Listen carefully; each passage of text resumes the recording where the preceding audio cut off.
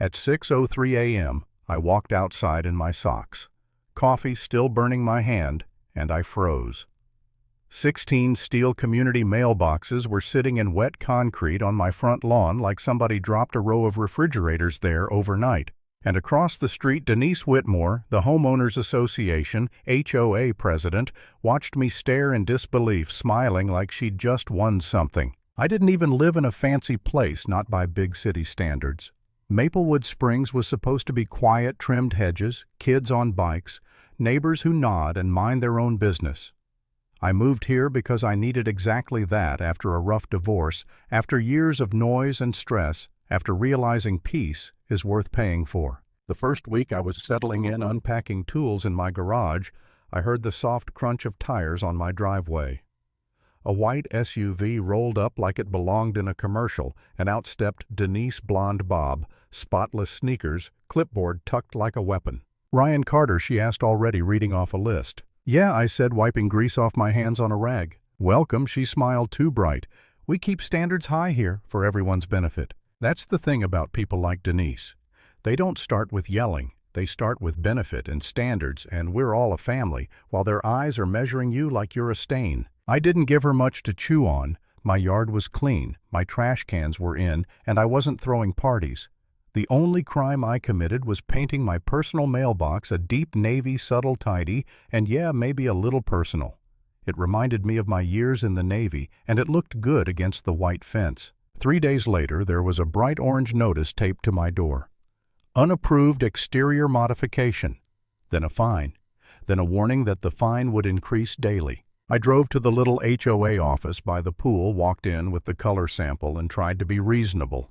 Denise was behind the desk like she owned the building, which honestly, she acted like she owned the whole neighborhood. "It's a shade," I said, keeping my voice calm. "It's not neon. It's not offensive. It's just a mailbox." Denise leaned back and blinked slowly. "It reads military," she said, like the word tasted bad. "This community is meant to feel welcoming, family-friendly." "It's paint," I replied. "It's compliance," she corrected, still smiling. "And if you'd like to appeal, you can submit paperwork. It's all in the covenant." I walked out with that knot in my stomach you get when you realize the rules aren't there to protect you, they're there to control you. A week later, I noticed something taped to a utility post near my curb, a permit notice. I didn't pay attention at first because who expects their life to change because of a piece of paper on a pole? Then I saw the address, my address. It said something about community mailbox relocation and site preparation. I actually laughed like my brain rejected it. I didn't request anything. Nobody asked me. There wasn't even a courtesy knock. The next morning, the joke became 16 steel boxes and a slab of fresh concrete. I stood there staring as a cement truck backed out, and I could still smell the wet mix. My lawn, my actual lawn, was now a postal hub. The placement was so perfect, it had to be deliberate, angled to block half my driveway and force cars to edge around it. Denise strolled over like she was taking a morning walk. "Isn't it nice?" she said. "We're improving the community." "On my property," I snapped. She tilted her head. "The easement allows for it. You should really read your documents, Ryan." Then she lowered her voice, sweet as syrup. "Also, your garage has been active. We don't want anyone operating a business out of their home without proper approval." There it was. Not standards, not family-friendly, control. That week turned into a blur of paper and pressure. I emailed the HOA asking for meeting minutes. I requested the vote results. I asked for the survey marking the easement. They answered like robots. "Your request has been noted. We will respond within 30 business days. Refer to section 4.12. Then the city inspector showed up. A guy in a plain shirt, no nonsense, standing on my driveway like he'd rather be anywhere else. "We got a complaint," he said. "Unlicensed business activity, noise storage violations." I looked at my neatly stacked tools in my quiet garage. I fix stuff. For friends. Sometimes. That's it. He shrugged. "I'm just here to document." 2 days later, another complaint. Then another.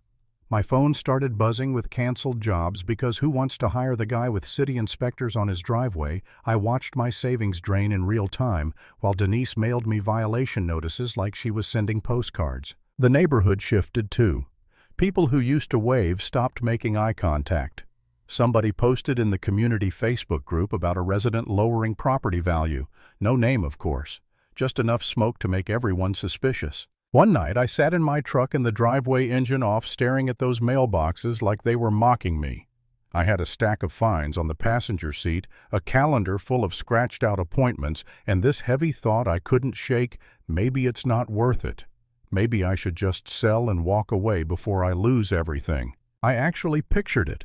A quick sale, a clean exit, no more. Denise, no more letters, no more waking up angry. Then my neighbor Frank Kowalski knocked on my window. Frank was in his late 60s, always wearing an old baseball cap, the kind of guy who speaks softly but watches everything. He nodded toward the mailboxes. "She did it again," he said. "Again?" I asked, stepping out. Frank motioned me to his porch like he'd been waiting for this moment. Inside, he opened a cabinet full of folders, years of HOA notices, meeting packets, emails printed out like evidence in a trial. He slid one page across the table. A meeting agenda from before I even bought the house. Under problem properties, my address was listed. Not my name because they didn't know it yet, but the lot number highlighted. My stomach flipped. "So this was planned," I muttered. Frank nodded.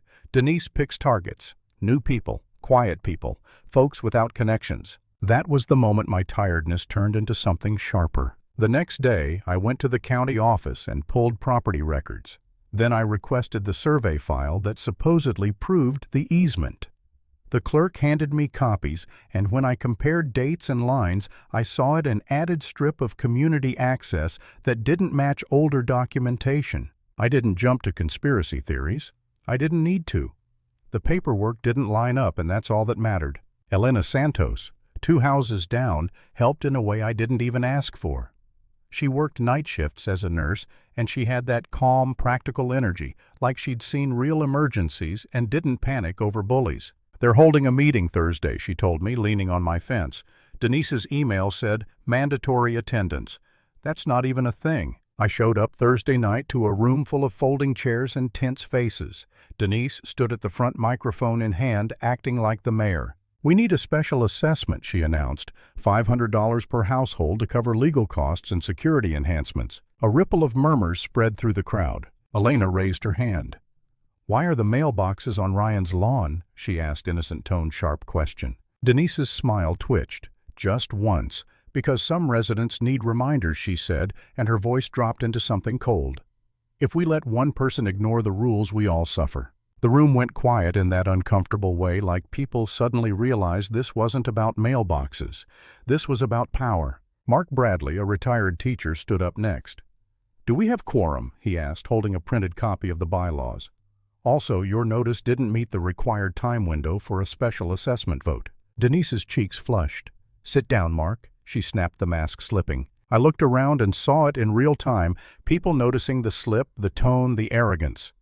Denise wasn't a leader. She was a hall monitor who never got told no. Over the next few days, we did the boring work that actually wins fights.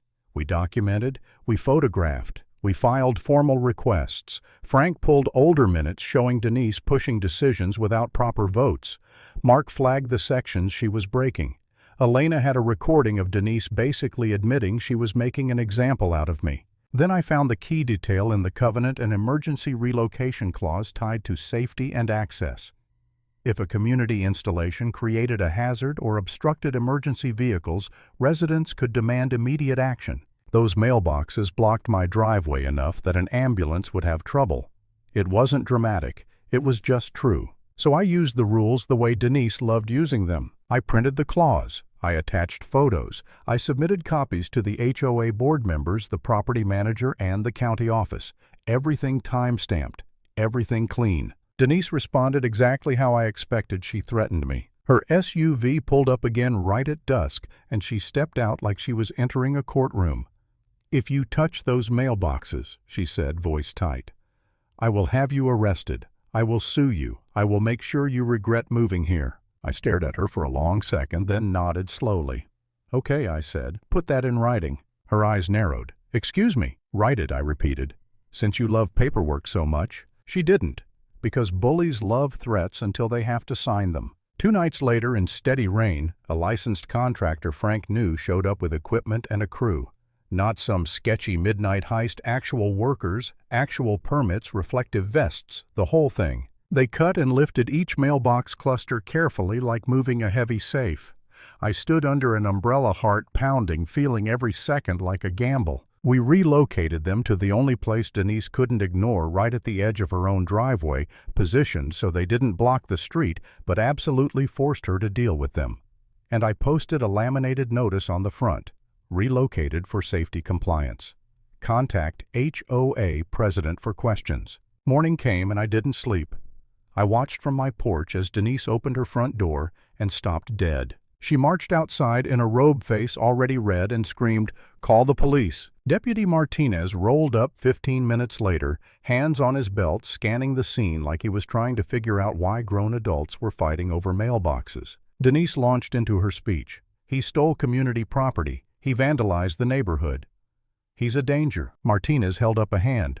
"Ma'am," he said, calm, "do you have proof they were legally installed on his property?" Denise sputtered, "The easement." I stepped forward and handed Martinez my folder. Photos, clause filings, time-stamped notices, survey discrepancies. Frank and Mark stood behind me like a wall. Elena stayed quiet, holding her phone. Martinez flipped through it, expression unchanged. Then he looked at Denise. "This appears to be a civil matter," he said.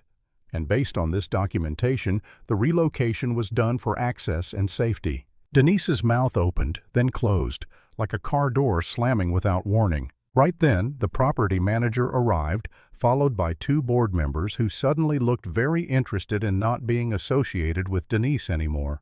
Elena played the recording, just a short clip. Denise's voice clear. "Some residents need reminders. We make examples." Mark read the bylaws violations out loud. Frank presented old minutes showing unauthorized decisions. I laid down the survey mismatch and the permit notice with my address. Denise tried to talk over everyone, tried to reclaim the room with volume, but it didn't work. Not when the proof was stacked neatly on a table. The property manager's face went stiff. "Denise," he said, "you are being removed from HOA duties pending investigation." What she barked. "You can't do that." A board member, pale and shaking, avoided her eyes. "We can," he said quietly. "And we are." Denise stood there in her own driveway, mailboxes lined up like a monument to her ego, and for the first time since I moved in, she had nothing. No clipboard, no threats that mattered, just consequences. She tried one last time, pointing at me like I was the problem. Deputy Martinez cut her off. "Ma'am," he said, firm now, "step back." And that was it. The moment her power snapped.